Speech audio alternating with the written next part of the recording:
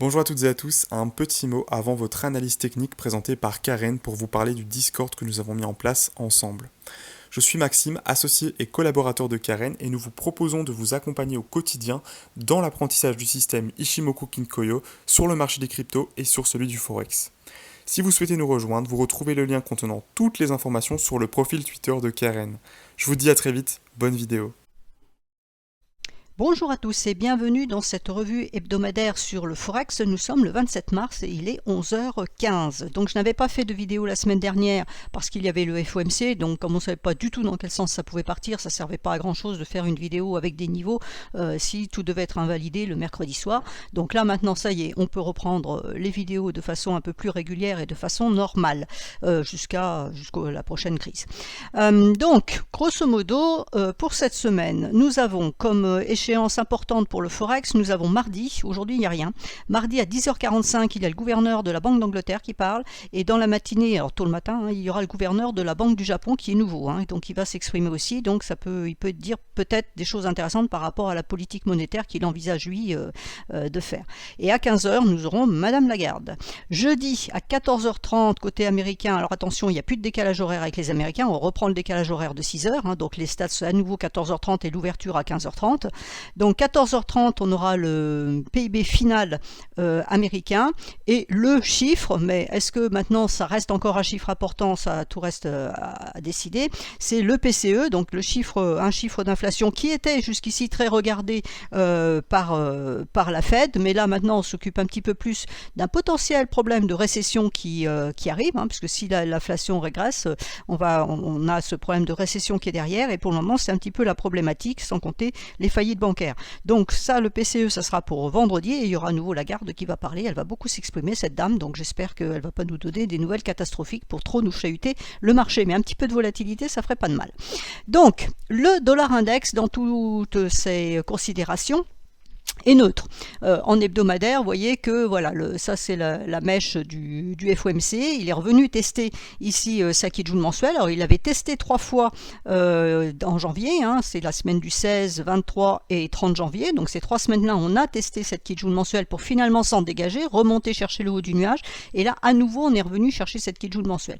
Donc, ce qu'on pourrait voir de positif dans cette configuration, à condition qu'on reste ici en altitude, c'est qu'on aurait fait un point bas plus haut, et donc on aurait déjà testé à nouveau cette Kijun mensuelle, donc on devrait pouvoir repartir. Donc quand on regarde d'un point de vue technique, on va dire, bon, la lagging span, elle peut monter, elle peut baisser, elle a le même support ici, donc on comprend bien que le niveau des 102, 158 est important. On a ici en résistance la Tenkan à 103,36, donc il faut casser cette Tenkan pour donner de l'impulsion haussière, mais on va rencontrer le nuage hebdomadaire ici à 104,05. Donc voilà, il n'y a pas beaucoup de possibilités à la hausse, et à la baisse c'est compliqué s'il n'y a pas une volonté baissière de long terme sur le dollar, puisqu'on a cette Kijun mensuelle. Donc il est coincé entre ces deux niveaux, c'est les deux niveaux notables qu'il va falloir regarder toute la semaine et les semaines à venir en fonction de ce qui va se passer. Et quand on regarde en journalier, moi ce qui m'intéresse c'est ça, c'est-à-dire que le premier travail de la Kijun mensuelle, on le voit bien ici, ça a vraiment été travaillé de nombreux jours, donc ces 3 semaines on l'a vu, donc ça représente 3 x 5, 15 jours ici.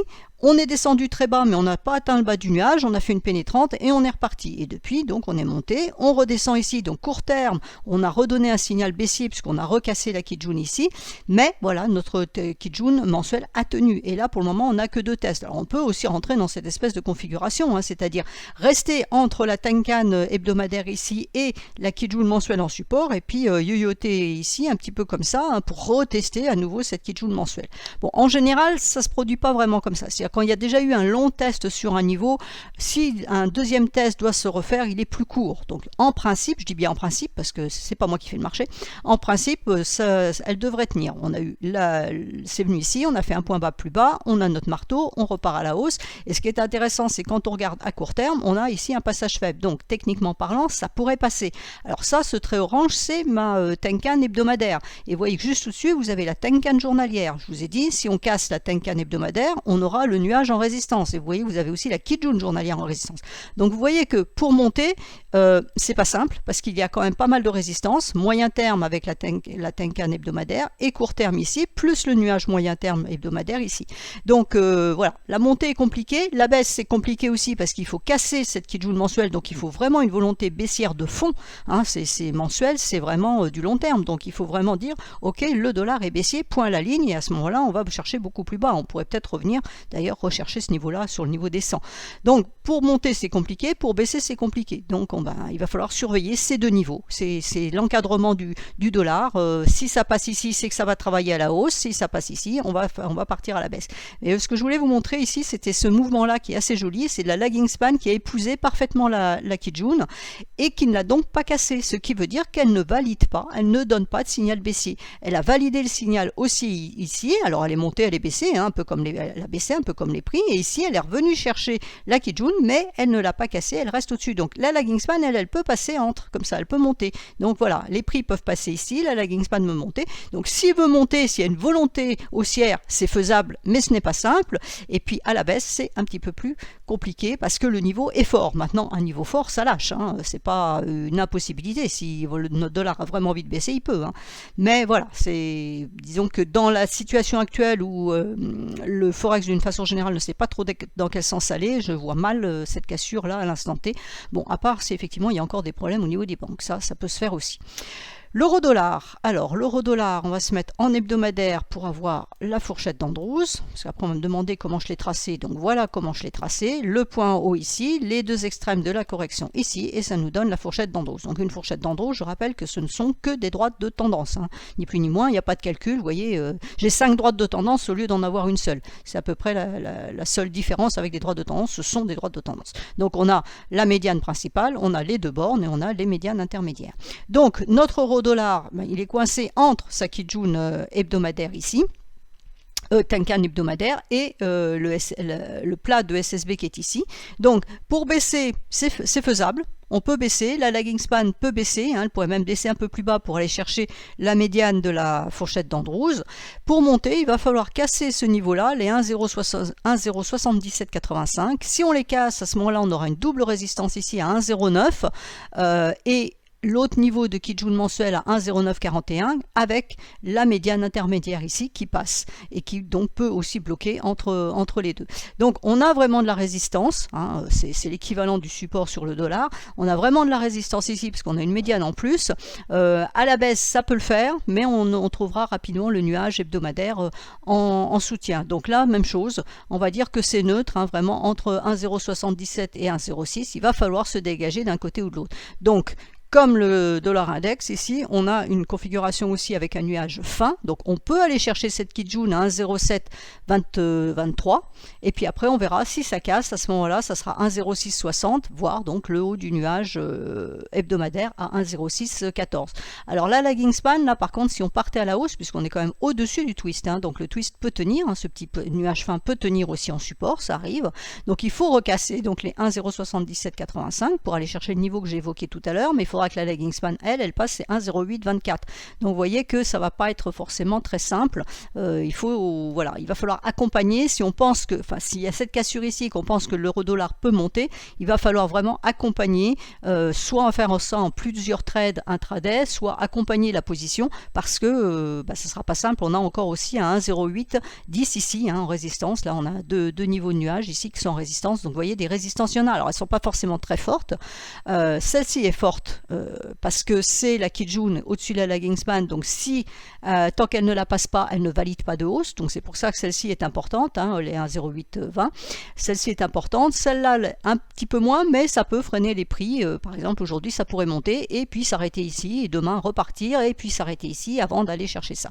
Donc c'est pour ça que je dis que la hausse est compliquée, la baisse également, c'est des trades à prendre en intraday et accompagner au fur et à mesure en court terme, ce qu'on va voir sur H1 et puis jouer les mouvements entre les niveaux clés et les potentiels freins qui pourraient se produire soit à la hausse soit à la baisse si on va chercher la Kijun ici.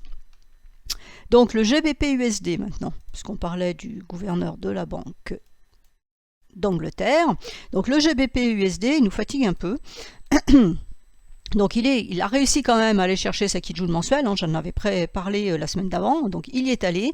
Là, on a une troisième bleue pour le moment, donc est-ce qu'il va arriver à casser cette Kijun mensuelle? Alors ce qui est intéressant, je l'ai déjà dit, c'est-à-dire que pour les prix et la lagging span, c'est le même niveau, donc si ce niveau-là casse, ça sera bon pour les deux, puisque les deux auront les prix libres à la hausse. À ce moment-là, on pourrait envisager les 1,27 ici, voire le niveau de Kijun mensuel ici à 1,2832. Donc il y a du potentiel haussier, mais il faut casser ce niveau-là. Et quand on regarde en journalier, parce que mon petit trait vert correspond ici, hein, ça nous donne la double résistance qui est ici, ça c'est le nuage hebdomadaire, on a un niveau, un escalier, hein, j'appelle ça des escaliers, à 1,2337, donc si on arrive à casser les 1,2337, ça peut monter. Donc on voit ici que la lagging span est coincée, hein, elle est coincée entre, il y a le nuage ici, il y a la Kijun mensuelle ici, et en dessous nous avons la Kijun journalière. Donc à la hausse, il faut casser ce double niveau pour espérer voilà, monter sur les niveaux que j'ai évoqués précédemment,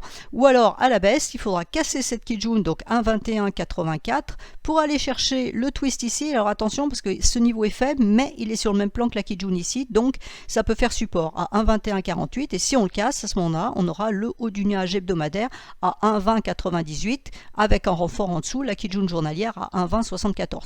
Donc la baisse n'est pas simple, la hausse elle est compliquée parce que c'est un noyau dur. Voilà, donc prudence pour cet actif, pour le moment c'est neutre donc dans cette zone là. L'AUD-USD.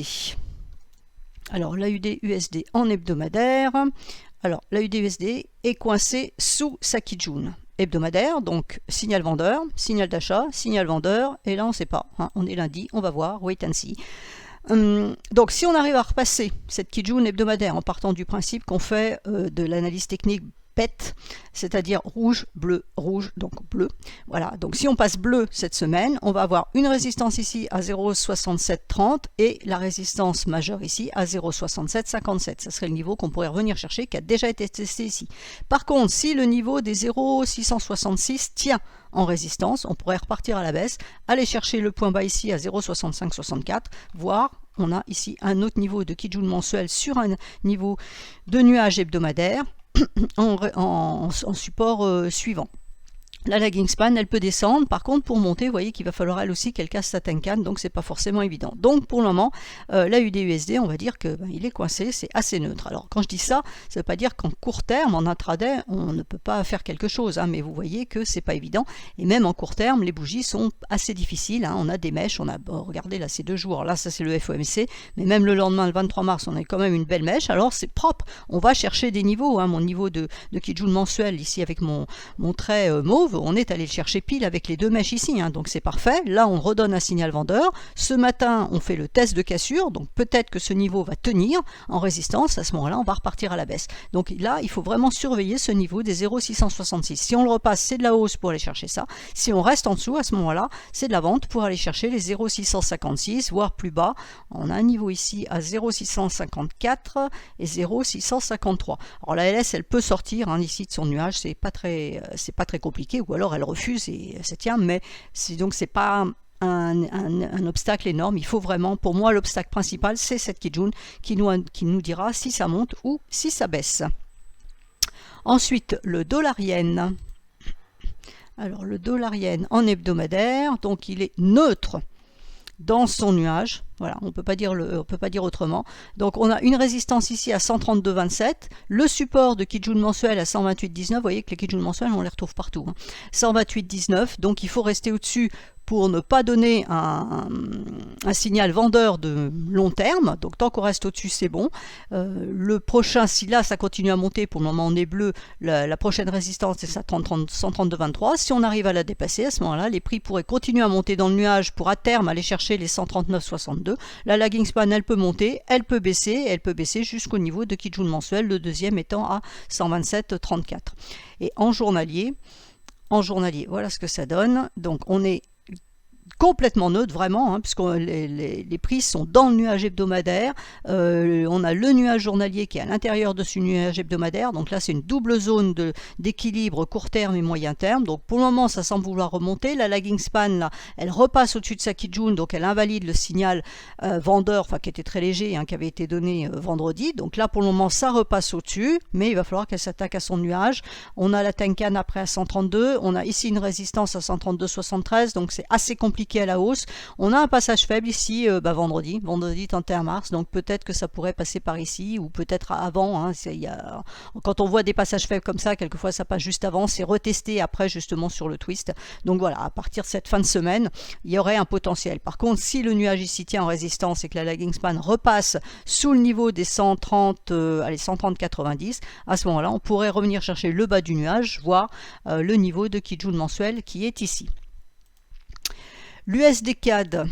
Alors, l'USD CAD, pour le moment, il ne fait pas grand-chose, hein, il est complètement neutre. Donc, il a sa trendline de sommet qui est ici. Donc, troisième point de contact. Donc, ça valide la droite, hein, un troisième point de contact. La lagging span, a priori, elle a l'air de vouloir passer sous ses prix. Donc, le problème, c'est que les bougies vont être épaisses après. Donc, pour un mouvement haussier, ça va être un peu délicat. Donc, j'envisagerais plus, à la vue là, de ce graphique hebdomadaire, j'envisagerais plus une baisse vers les 1,36 qu'une hausse vers les 1,3851. Mais ça, c'est un biais. Hein, ça va peut-être rien faire ou faire la même chose que ça. On va peut-être faire un troisième doji, ça existe aussi et c'est souvent un signal aussi. Donc un troisième doji d'incertitude, c'est une possibilité. Donc je reste très très neutre sur l'USD CAD. Quand on regarde ce qu'il a fait en court terme, hein, ces deux doji hebdomadaires, on voit qu'effectivement il ne sait pas trop ce qu'il veut faire. Hein, il joue avec sa Tenkan mais il ne sait pas trop. Donc le vendredi on a eu clôture au-dessus. Là pour le moment on revient dessus. Hein, la Tenkan est à 1,3723.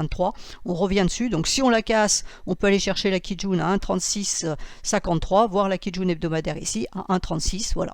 Par contre, si ça tient, à ce moment-là, ça serait ça. Donc c'est complètement neutre, c'est flat, c'est tout ce qu'on veut. C'est pas très intéressant. L'USD CHF. L'USD CHF, alors on a de très grandes mèches, hein, ça c'est le propre de cette paire, j'ai envie de dire, surtout quand il y a des événements comme il y en a eu ces derniers temps. Donc beaucoup de mèches. Là pour le moment ça a l'air de vouloir partir à la baisse, hein. La lagging span sort par le bas de son nuage, vous voyez qu'elle est rentrée dedans, elle a rebondi et maintenant elle sort, donc il faut toujours faire attention à cette information ici. Logiquement ça devrait redescendre à nouveau, chercher les derniers points bas, donc les 0,91150, c'est le niveau à surveiller. Tant qu'on reste en dessous de 0,9195, on peut aller chercher les 0,911. En journalier ça nous donne quoi? Ça nous donne la même chose, on a un nuage journalier qui est en résistance ici. Vous voyez que la lagging span ne valide pas court terme puisqu'elle ne casse pas à la hausse sa Kijun, donc il n'y a pas de hausse ici, il n'y a pas de hausse ici, donc logiquement, je dis bien logiquement, ça devrait continuer à baisser pour aller chercher le niveau qui est ici. Enfin, je finirai avec l'euro CHF.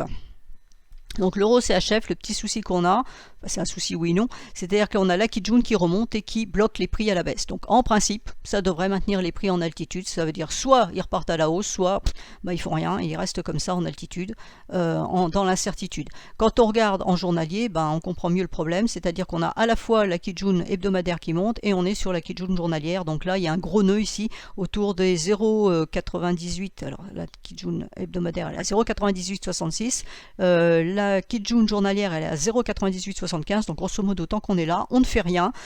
La lagging span passe, là, à court terme, elle passe par le doji, vous voyez, donc on aurait un support potentiel si ça veut continuer à baisser, qui est ici. Ça serait le niveau envisagé. Si on voit vraiment que ces deux Kijun sont en train de lâcher, on pourrait aller chercher les 0,9835, voir le bas du nuage qui est ici à 0,98, et puis après on a ce niveau majeur ici à 0,9752 qui a déjà été testé. Maintenant, en clôture, si on reprend ça, parce qu'attention, on a déjà trois bougies rouges, donc il se pourrait très bien qu'en clôture, on revienne au-dessus de ce niveau-là. À ce moment-là, on pourrait envisager à la hausse les 0,9921 sous forme de correction. Et puis si on arrive à passer le nuage, à ce moment-là, ça serait bon, mais la lagging span, elle va avoir pas mal de résistance ici, donc ça ne sera pas forcément très simple. Donc ça, pour le moment, je laisserai un petit peu de côté. Et enfin, il me reste l'euro GBP. Donc l'euro GBP en journalier.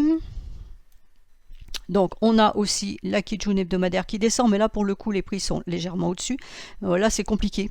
On a la Kijun mensuelle en support sur le même plan que la SSB hebdomadaire. Les prix tentent de rentrer dans le nuage hebdomadaire qui est relativement fin, mais ils font de l'horizontale, donc bon, ça j'y toucherai pas trop.